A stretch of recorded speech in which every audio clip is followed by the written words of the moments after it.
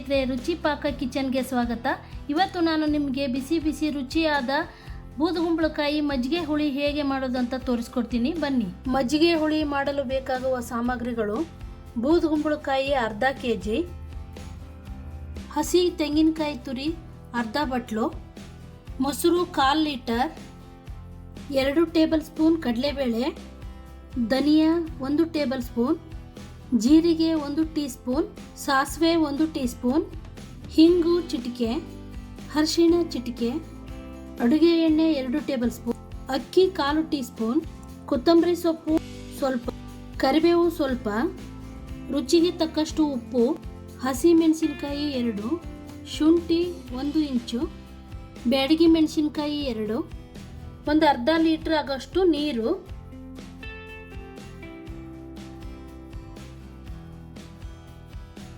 ಮೊದಲಿಗೆ ನಾವು ಒಂದು ಸಣ್ಣ ಮಿಕ್ಸಿ ಜಾರ್ ತಗೊಂಡು ಅದಕ್ಕೆ ಕಡಲೆಬೇಳೆ, ಧನಿಯಾ, ಅಕ್ಕಿ, ಜೀರಿಗೆ, ಹಸಿಮೆಣಸಿನಕಾಯಿ ಮತ್ತು ಶುಂಠಿ ಇವೆಲ್ಲನೂ ಒಂದು ಮಿಕ್ಸಿ ಜಾರಿಗೆ ಹಾಕೊಂಡ್ಬಿಡೋಣ. ಹಾಕ್ಕೊಂಡು ಇದಕ್ಕೆ ಸ್ವಲ್ಪ ಇದು ನೆನೆಯೋಕ್ಕೆ ನೀರು ಹಾಕೋಣ. ಇವಾಗ ಇದನ್ನು ಅರ್ಧ ಗಂಟೆ ನೆನಿಬೇಕಿದು.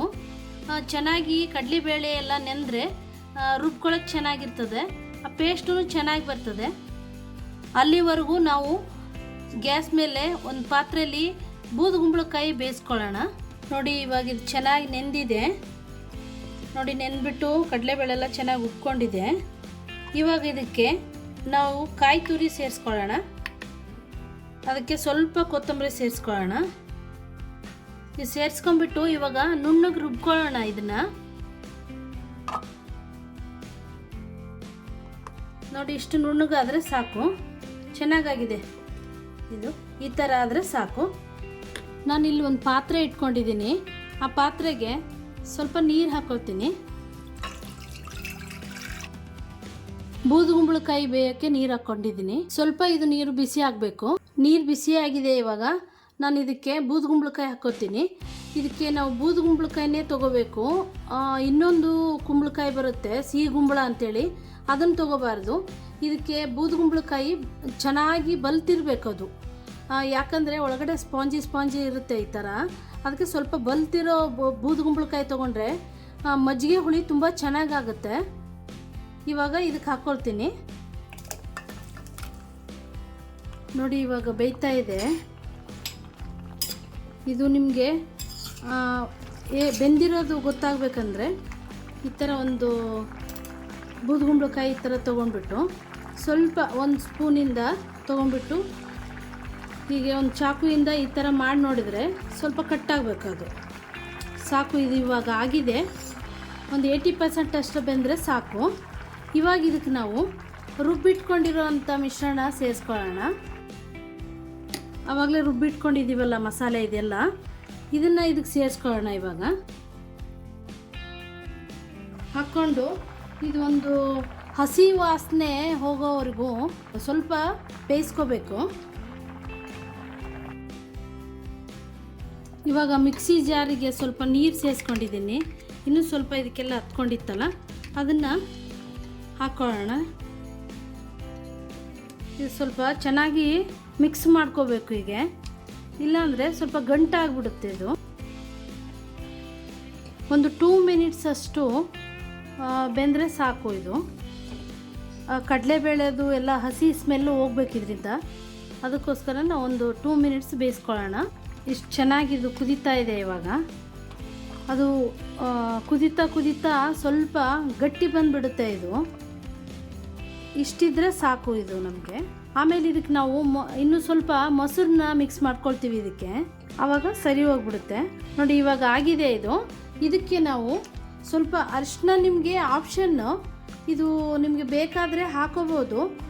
ನಾನು ಸ್ವಲ್ಪ ಕಲರ್ಗೋಸ್ಕರ ಹಾಕ್ತಾಯಿದ್ದೀನಿ. ಸ್ವಲ್ಪ ಅರಿಶಿನ ಕಲರ್ ಬಿಟ್ಕೋತಾ ಇದೆ ಸ್ವಲ್ಪ. ಇದಕ್ಕೆ ನಾವು ತೊಗೊಂಡಿರೋಂಥ ಉಪ್ಪು ಸೇರಿಸ್ಕೊಳ್ತೀನಿ. ಮಿಕ್ಸ್ ಮಾಡ್ಕೊಳ್ಳೋಣ ಚೆನ್ನಾಗಿ. ಉಪ್ಪೆಲ್ಲ ಹೀರ್ಕೋಬೇಕು ಇದಕ್ಕೆ ಚೆನ್ನಾಗಿ. ನೋಡಿ, ನಾವು ದಿನಾಲು ಬೇಳೆ ಸಾಂಬಾರು ಮತ್ತು ರಸಮ್ಮು ಎಲ್ಲ ತಿಂದು ಬೇಜಾರಾಗಿದೆ ಅಂದಾಗ ನಾವು ಈ ಮಜ್ಜಿಗೆ ಹುಳಿ ಮಾಡ್ಕೋಬೋದು. ತುಂಬ ಚೆನ್ನಾಗಿರುತ್ತೆ ಇದು. ಅನ್ನಕ್ಕೆ ಮತ್ತು ಸ್ವಲ್ಪ ಗಟ್ಟಿಯಾಗಿ ಮಾಡಿಕೊಂಡ್ರೆ ನೀವು ಚಪಾತಿಗೂ ತಿನ್ಬೋದು. ತುಂಬ ಚೆನ್ನಾಗಿರುತ್ತೆ. ಬೇಸಿಗೆಯಲ್ಲಂತೂ ತುಂಬ ಚೆನ್ನಾಗಿರುತ್ತೆ ಇದು. ಇದಕ್ಕೆ ಮೊಸರನ್ನ ನಾವು ಸ್ವಲ್ಪ ಈ ಥರ ಬೀಟ್ ಮಾಡಿ ಇಟ್ಕೊಂಡಿದ್ದೀನಿ.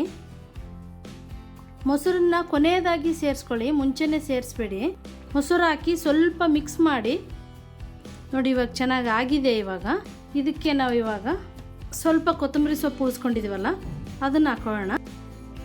ಮೊಸರು ಹಾಕಿಬಿಟ್ಟು ಜಾಸ್ತಿ ಕುದಿಸ್ಬಾರ್ದು. ಇದನ್ನು ಸಾಕು, ಒಂದು ಕುದಿ ಬರೋಷ್ಟು ಕುದ್ರೆ ಸಾಕು. ಸ್ಟವ್ ಆಫ್ ಮಾಡ್ಕೊಂಡ್ಬಿಡ್ತೀನಿ. ಈ ಬಾಂಡಿ ಬಿಸಿಗೇನೆ ಸ್ವಲ್ಪ ಚೆನ್ನಾಗಿ ಬಿಸಿ ಆಗಿಬಿಡುತ್ತೆ ಅದು. ಇದು ಆಗಿದೆ. ಇವಾಗ ಇದನ್ನು ಈ ಪಾತ್ರೆನ ಪಕ್ಕದಲ್ಲಿ ಎತ್ತಿಟ್ಕೊಂಡು ಇದಕ್ಕೆ ಒಂದು ಒಗ್ಗರಣೆ ಮಾಡ್ಕೊಂಡ್ಬಿಡೋಣ. ಇವಾಗ ಒಗ್ಗರಣೆಗೆ ಒಂದು ಕಡಾಯಿ ಇಟ್ಕೊಂಡಿದ್ದೀನಿ. ಈ ಥರ ಎಣ್ಣೆ ಸೇರಿಸ್ಕೊಳ್ಳೋಣ.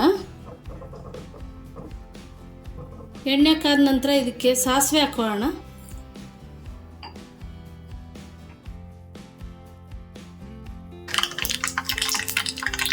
ಇವಾಗ ಒಣಮೆಣ್ಸಿನ್ಕಾಯಿ ತೊಗೊಂಡಿದ್ವಲ್ಲ ಇದನ್ನು ಈ ಥರ ಪೀಸ್ ಮಾಡ್ಕೊಂಡಿದ್ದೀನಿ.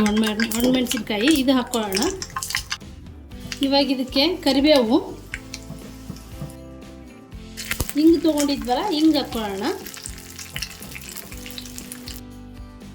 ಇವಾಗ ಒಗ್ಗರಣೆ ಆಗಿದೆ ಇದು. ಇವಾಗ ಈ ಒಗ್ಗರಣೆನ ಮಜ್ಜಿಗೆ ಹುಳಿಗೆ ಹಾಕೊಂಡ್ಬಿಡೋಣ.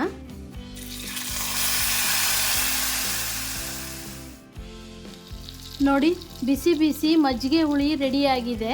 ಬನ್ನಿ ಇವಾಗ ಸರ್ವಿಂಗ್ ಬೌಲ್ಗೆ ಹಾಕೊಳ್ಳೋಣ. ನೋಡಿ, ಸಖತ್ತಾಗಿ ಬಂದಿದೆ. ಅನ್ನದ ಜೊತೆ ತಿಂತಾ ಇದ್ದರೆ ತುಂಬ ಚೆನ್ನಾಗಿರುತ್ತೆ ಇದು. ಈ ವಿಡಿಯೋ ನಿಮಗೆ ಇಷ್ಟ ಆಗಿದೆ ಅಂತ ಅಂದ್ಕೊಂಡಿದ್ದೀನಿ. ಇಷ್ಟ ಆಗಿದ್ದಲ್ಲಿ ಲೈಕ್ ಮಾಡಿ, ಶೇರ್ ಮಾಡಿ, ಸಬ್ಸ್ಕ್ರೈಬ್ ಆಗೋದನ್ನು ಮರಿಬೇಡಿ. ನೀವು ಮನೆಯಲ್ಲಿ ಬೂದುಗುಂಬಳಕಾಯಿ ಮಜ್ಜಿಗೆ ಹುಳಿ ಮಾಡಿ ಟೇಸ್ಟ್ ಹೇಗೆ ಬಂದಿದೆ ಅಂತ ಕಮೆಂಟ್ ಬಾಕ್ಸಲ್ಲಿ ಹಾಕೋದನ್ನು ಮರಿಬೇಡಿ. ಧನ್ಯವಾದಗಳು.